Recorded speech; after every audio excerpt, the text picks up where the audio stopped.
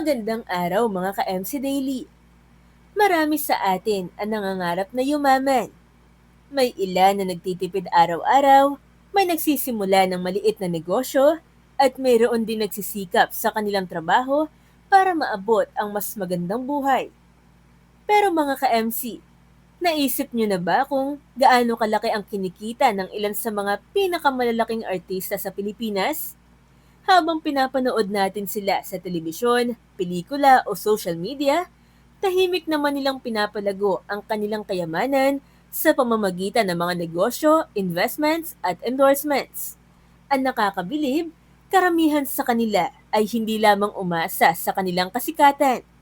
Ginamit nila ang kanilang kinita sa showbiz upang magtayo ng mga kumpanya, bumili ng mga ari-arian at lumikha ng iba pang pinagkukunan ng kita. Kaya naman sa video na ito, aalamin natin kung sino-sino ang 15 pinakamalakas kumita at pinakamayamang artista sa Pilipinas ngayong 2026. At pati na rin kung paano nila napanatili at pinalago ang kanilang mga yaman sa paglipas ng panahon. Number 15, Alden Richards. Estimated net worth, 600 million pesos. Mula sa pagiging kapuso actor, naging isa si Alden Richards sa pinaka-in-demand na multimedia stars sa bansa.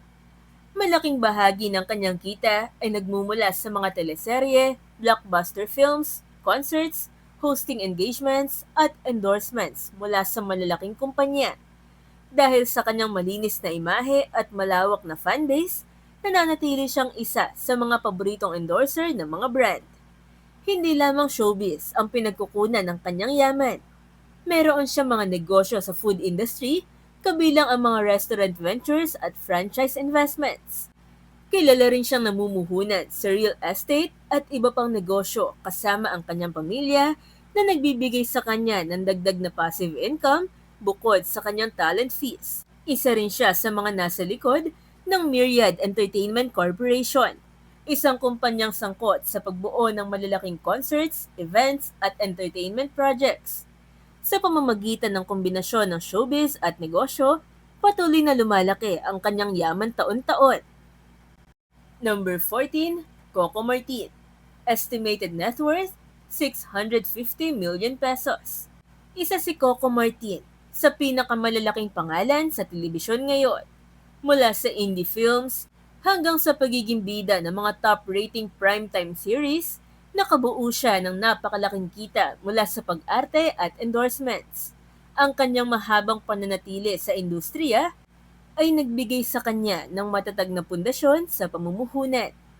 Mas lumaki pa ang kanyang kita na magsimula siyang maging direktor, producer at creative consultant ng kanyang mga proyekto.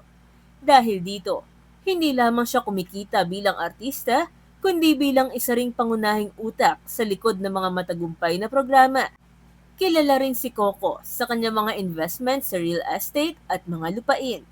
Sa halip na umasa lamang sa showbiz, inilalagak niya ang malalaking bahagi ng kanyang kita sa mga ari-arian na patuloy na tumataas ang halaga sa paglipas ng panahon. Number 13, Chris Aquino. Estimated net worth, 750 million pesos. Kahit hindi gaanong aktibo sa telebisyon sa mga nakaraang taon, nananatiling isa si Chris Aquino sa pinakamayayamang personalidad sa bansa. Sa loob ng maraming dekada, naging isa siya sa highest paid TV host, endorsers at media personalities sa Pilipinas. Malaking bahagi ng kanyang kayamanan ay nagmula sa napakaraming endorsement deals na kanyang pinirmahan sa kasagsagan ng kanyang karera. Dahil sa kanyang impluwensya sa publiko, handang magbayad ng malalaking halaga ang mga kumpanya upang maging mukha siya ng kanilang mga produkto.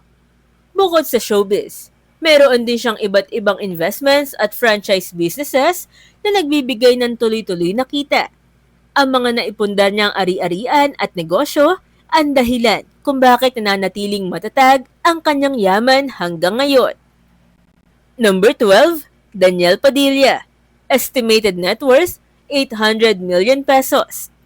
Nakilala si Daniel Padilla bilang isa sa pinakamalalaking teen idols ng kanyang henerasyon.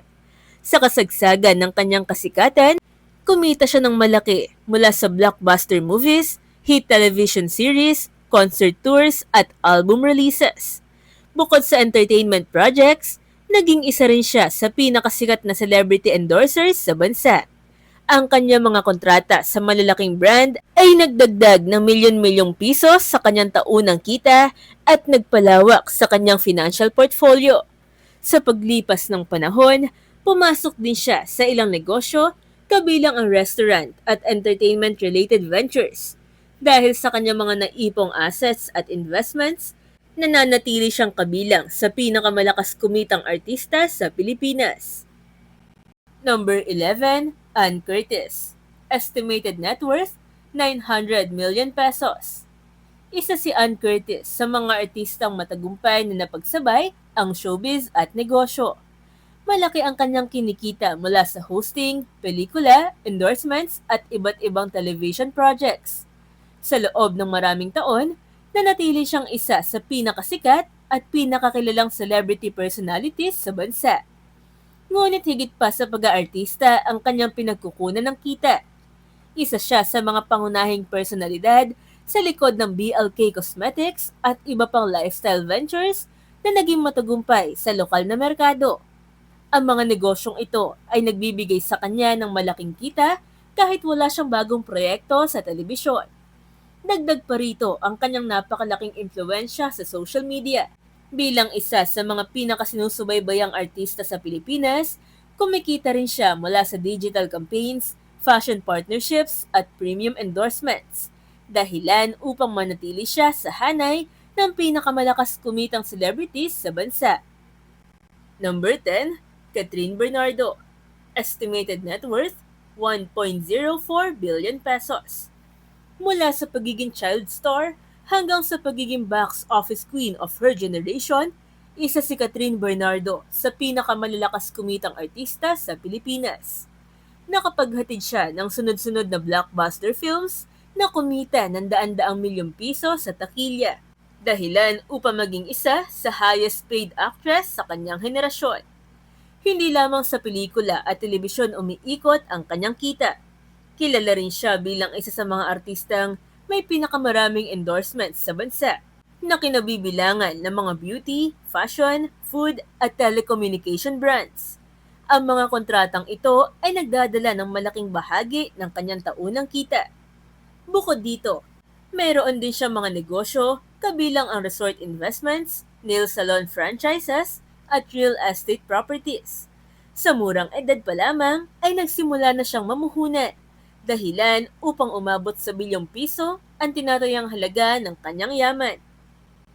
Number 9, Dingdong Dantes at Marian Rivera. Dongyan.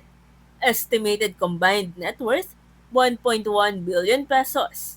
Isa sa pinakamakapangyarihang celebrity couples sa bansa ang tambalang Dingdong Dantes at Marian Rivera. Sa loob ng maraming taon, naging bahagi sila ng ilan sa pinakamatagumpay na teleserye, pelikula at endorsement campaigns sa industriya. Dahil dito, patuloy silang kabilang sa mga pinakamalalakas kumita sa showbiz. Bukod sa kanilang mga proyekto sa telebisyon at pelikula, kumikita rin sila mula sa iba't ibang negosyo at investments.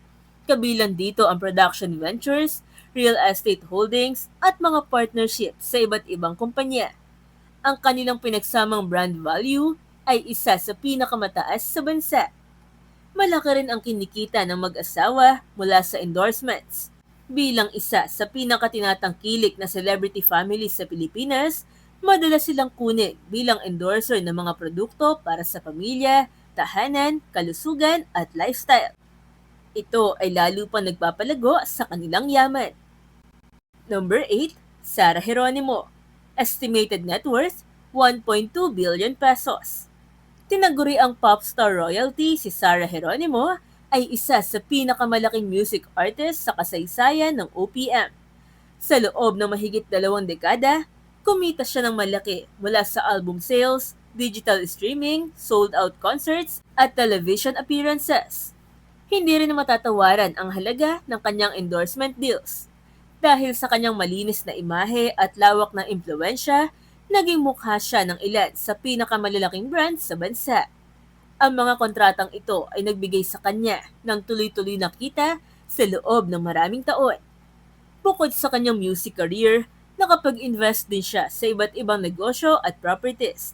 Sa maingat na paghawak ng kanyang pananalapi, nakabuo siya ng isang matatag na financial portfolio na patuloy na lumalago kahit hindi siya kasing aktibo noon sa paggawa ng mga proyekto. Number 7, Piolo Pascual. Estimated net worth, 1.2 billion pesos. Isa si Piolo Pascual sa pinakamatagumpay at pinakamatagal na leading man sa Philippine entertainment industry. Sa loob ng maraming taon, naging bahagi siya ng mga hit movies, teleserye, concerts at endorsement campaigns na nagbigay sa kanya ng malaking kita. Ngunit higit pa sa pagiging artista, isa rin siyang producer at negosyante. Kabilang siya sa mga personalidad sa likod ng Spring Films, isang production company na nakalikha ng mga critically acclaimed at commercially successful films sa bansa. Meron din siya mga investment sa real estate at iba pang negosyo. Dahil sa kanyang matalinong paghawak sa kita at maingat na pagpili ng mga proyekto, nananatili siyang kabilang sa pinakamayayaman at pinakamalalakas kumitang artista sa Pilipinas.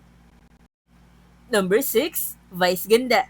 Estimated net worth, 1.4 billion pesos. Mula sa pagiging stand-up comedian, naging isa si Vice Ganda sa pinakamalalaking entertainment personalities sa bansa. Malaki ang kanyang kinikita mula sa araw-araw na hosting sa It's Showtime, blockbuster movies, sold-out concerts at iba't ibang television appearances. Isa rin siya sa pinakamalalakas kumita sa digital platforms. Ang kanyang social media accounts at online content ay umaabot sa milyon-milyong Pilipino na nagbibigay sa kanya ng karagdagang kita mula sa sponsorships at brand partnerships. Bukod sa showbiz, napakalaking tagumpay rin ng kanyang negosyo na Vice Cosmetics. Mula nang ilunsad ito, mabilis itong naging isa sa mga pinakakilalang local beauty brands sa Pilipinas. Sa kombinasyon ng entertainment, endorsements, digital influence at negosyo, patuloy na lumalaki ang kanyang yaman at nananatili siyang kabilang sa pinakamalalakas kumitang artista sa bansa. Number 5, Vic Soto. Estimated net worth, 1.5 billion pesos. Sa loob ng mahigit 4 na dekada, nananatiling isa si Vic Soto sa pinakamalalaking pangalan sa Philippine entertainment industry. Bilang haligi ng noontime television at isa sa mga pinakamatagumpay na artista sa kasaysayan ng Metro Manila Film Festival, nakalikom siya ng napakalaking yaman mula sa hosting, pelikula at television projects. Hindi lamang sa harap ng kamera umiikot ang kanyang kita. Siya rin ang isa sa mga personalidad sa likod ng MZ Productions, isang production company na nakalika ng maraming matagumpay na palabas at pelikula. Dahil dito, nakikinabang siya hindi lamang bilang artista, kundi bilang producer at negosyante. Dagdag pa rito ang kanyang matagal ng endorsement deals at investments sa real estate. Sa kombinasyon ng negosyo, production ventures at dekadang pananatili sa industriya, patuloy na nananatili si Vic Soto sa hanay ng pinakamayayamang artista sa bansa. Number 4, Bea Alonzo. Estimated net worth, 2.4 billion pesos. Isa si Bea Alonzo sa highest paid actress sa Pilipinas. Sa loob ng mahigit 2 dekada, naging bahagi siya ng maraming blockbuster films, top-rating television series, at premium endorsement campaigns na nagbigay sa kanya ng malaking kita. Ngunit higit sa kanyang karera sa showbiz, naging kilala rin siya bilang isang seryosong investor. Malaki ang kanyang puhunan sa real estate, kabilang ang mga condominium units, residential properties, at malawak na lupain. Isa sa kanyang pinakakilalang investments ay ang kanyang farm property sa Zambales na naging bahagi rin ng kanyang lifestyle brand. Bukod sa mga ari-arian, mayroon din siyang iba't ibang negosyo at partnerships na nagbibigay ng passive income. Dahil sa kanyang maingat na pagpapalago ng pera at matalinong pag-i-invest, mabilis na umangat ang kanyang net worth at naging isa siya sa pinakamayamang artista ng kanyang henerasyon. Number 3, Sharon Cuneta. Estimated net worth, 2.8 billion pesos. Tinaguri ang megastar ng Philippine entertainment, si Sharon Cuneta ay isa sa mga pinakamatagumpay na artista sa kasaysayan ng bansa. Mula sa kanyang pagiging box office queen, recording artist, television host, at concert performer, nakapag-ipon siya ng napakalaking yaman sa loob ng maraming dekada. Malaking bahagi ng kanyang kayamanan ay nagmula sa kanyang mga endorsement contracts at matatag na career longevity. Habang maraming artista ang nawawala sa limelight paglipas ng panahon, si Sharon ay nanatiling mahalaga sa industriya at patuloy na nakakakuha ng malalaking proyekto. Bukod sa showbiz earnings, meron siyang malawak na portfolio ng real estate investments sa Pilipinas at Estados Unidos. Ang mga ari-arian at long-term investments na ito ang isa sa pinakamalaking dahilan kung bakit nananatili siyang kabilang sa pinakamayayamang personalidad sa industriya hanggang ngayon. Number 2, Willie Revillame. Estimated net worth, 4 billion pesos. Mula sa pagiging television host at entertainer, naging isa si Willie Revillame sa pinakamayayamang personalidad sa Philippine entertainment industry. Ang kanyang mga top-rating variety shows sa loob ng maraming taon ay nagbigay sa kanya ng napakalalaking talent fees, advertising revenues at production deals. Ngunit higit na kilala si Willie sa kanyang malawak na koleksyon ng mga ari-arian at luxury assets. Kabilang dito ang mga hotel investments, mamahaling sasakyan, helicopters, yachts at iba't ibang prime real estate properties. Ang mga pagmamayaring ito ay patuloy na tumataas ang halaga habang lumilipas ang panahon. Bukod sa telebisyon, meron din siyang iba't ibang negosyo at investments na nagbibigay ng tuloy-tuloy na kita. Dahil sa kanyang agresibong pamumuhunan at matagumpay na career sa entertainment, nananatili siyang isa sa pinakamalakas kumitang celebrities sa buong bansa. Number 1, Manny Pacquiao. Estimated net worth, 11 billion pesos. Nangunguna sa ating listahan si Manny Pacquiao, isang pangalan na kinikilala hindi lamang sa Pilipinas kundi sa buong mundo. Bagamat mas kilala siya bilang boxing legend, isa rin siyang entertainer, celebrity personality at negosyante na nakabuo ng napakalaking imperyo sa loob ng kanyang karera.